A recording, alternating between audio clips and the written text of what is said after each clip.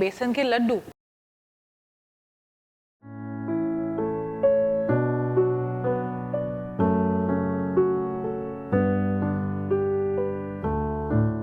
Hi, I'm Anupa and I welcome you to Sanjeev Kapoor Khazana and a warm welcome to a series of cooking for beginners. Now let's graduate to a level up and make besan ke laddu.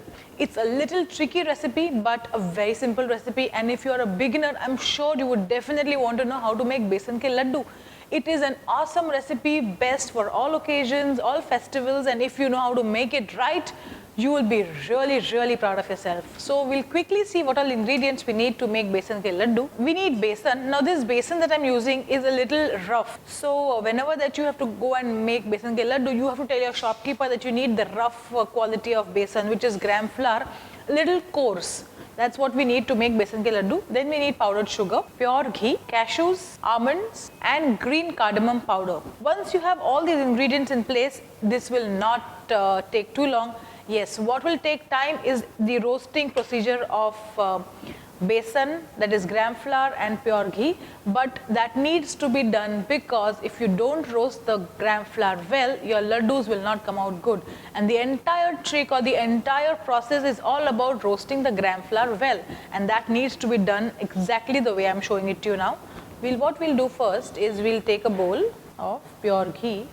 Now what we'll do is, after the ghee has melted, don't wait for the ghee to get very hot because the particle size of the gram flour is so fine that if you put all of this into boiling hot ghee, this will all burn. So once the ghee is moderately heated, we will now add the besan. Yes.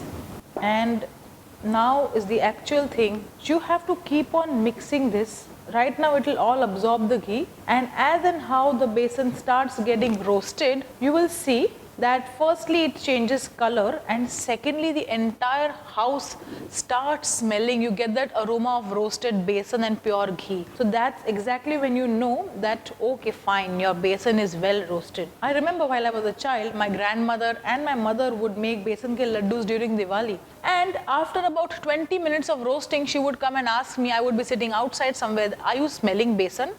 I'm like, yes, Mama, I am. So that would be the point where she would stop roasting the besan. Basically, you have to roast it till the entire house gets this aroma of roasted besan and pure ghee. And I'm telling you that fragrance is so good that it's not just your family members, even your neighbors will definitely know that you're making besan ke laddu. Although the entire procedure is not so tedious, not so difficult, but the end product is yummy. So let's just roast this. Okay, so now what I've done is I have left the heat to medium low. You can't really roast this or saute this in very high heat or even medium heat. It needs to be little low. So let this get roasted. In the meanwhile, let's also chop the dry fruits. I have cashew nuts and almonds with me. Let's slice them. We just have to make sure that we chop the dry fruits really fine. Now what you should do is just take all of this here, press this like this. So just crush it and then hold the knife like this and just go this way. This can be done with cashew nut, since cashew nut is quite a soft nut, but the same is a little difficult with almonds. Just make sure you crush this well, evenly. The cashews are done. Let's put this back in the bowl. Let's get back to this pan and see what's happening here. Well, there's still quite some time. I'm still not getting the kind of aroma I'm expecting, so this will take good amount of time, anywhere around 20 to 25 minutes minimum. But make sure that you keep on mixing this at regular intervals. Let's also chop some almonds.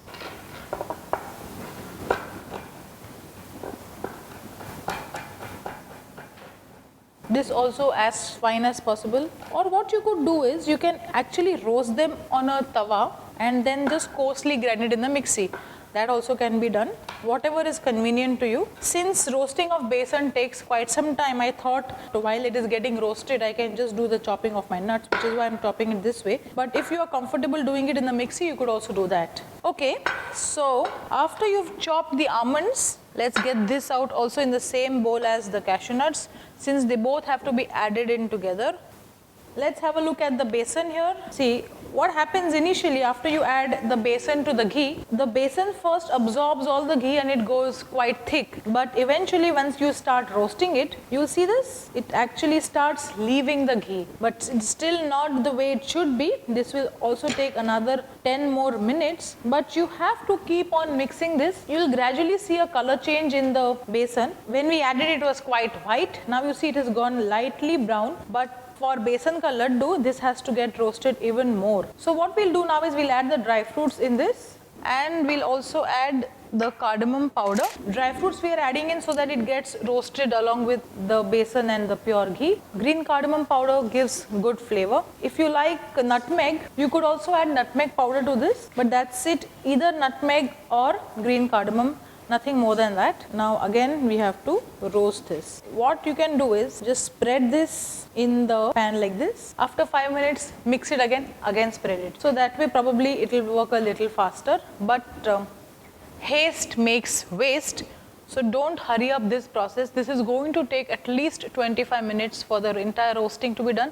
And then making laddus is going to be easy, but 20 minutes minimum it needs to get roasted. Okay, so now we've reached a stage where you really can't leave the pan and go anywhere because the besan is almost done, it's gone reddish, and you see it's forming a dough, which means it is getting cooked. It's just about a minute or two that we may have to roast it more, but I can see that it has got very well roasted, and more than anything, people here around me also are getting the aroma of besan and pure ghee, and that is actually when you should really stop roasting. You will have to ask 4-5 people around you for the fragrance, for the aroma.